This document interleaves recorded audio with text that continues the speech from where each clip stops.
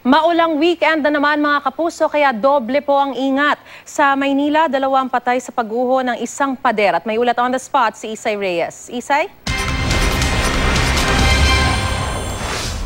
Maris, isang firewall nga ang gumuho dito sa Doroteo Jose, corner Oroqueta Street sa Santa Cruz, Manila, pasado alas 8 ng umaga kanina. Ito'y dahil sa walang tigil na pagbuhos ng ulan nitong mga nakarang araw.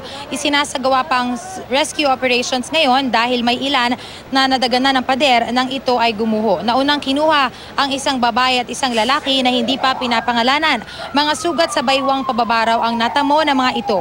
Kinumpirma naman ng mga kaanak na wala ng buhay ang pangalawang naialis sa pagkakaipit na sila Argeline at Mary Verina.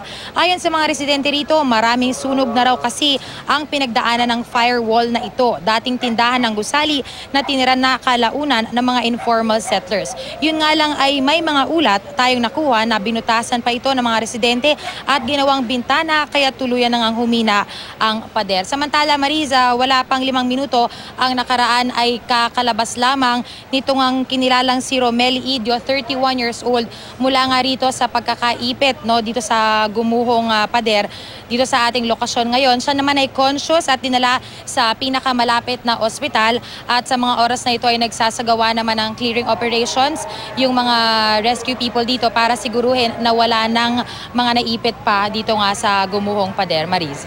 Isa, yan actually yung gusto ko sana nga linawin. Bukod dun sa sinasabi mong tao na nakaligtas, meron pa bang ibang posibleng naipit pa dun sa gumuhong pader na yan, Isay?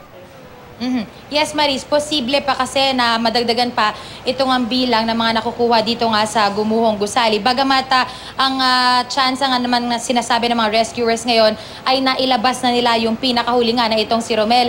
Pero syempre hindi natin kasi masiguro dahil pwede na noong mga oras na gumuho yung pader ay mayroong dumadaan doon sa parte nga na kung saan nga gumuho yung gusali. Marami kasi itong mga bahay dito tinataya na nasa 7 pamilya yung apektado dito ngayon, Maris. At maidagdag din natin na nagsagawa na ng mass evacuation yung pamahalaang barangay dito at itinalaga na nga nilang evacuation center yung kanila munang covered court sa mga oras na ito, Maris. Kumusta yung lagay ng trapiko dyan, Isay? Maulan, may ginagawang operations dahil nga dyan sa gumuhong pader na yan. And at the same time, syempre, in-evacuate yung mga tao. Kumusta yung lagay ng dyan sa lugar na yan, Isay? Yung traffic dito, Maris, malapit kasi tayo dito sa terminal ng First North Luzon Transit.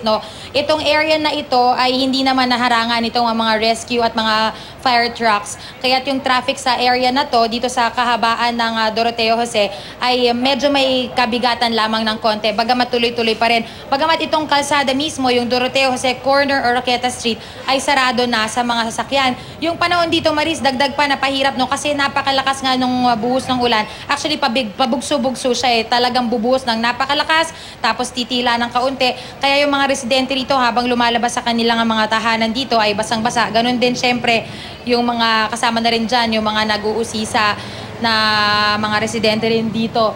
Sa mga oras na ito, tinitignan natin pero mukhang bumaba na yung mga nagre-rescue kanina katulad na pinapakita natin sa video ngayon.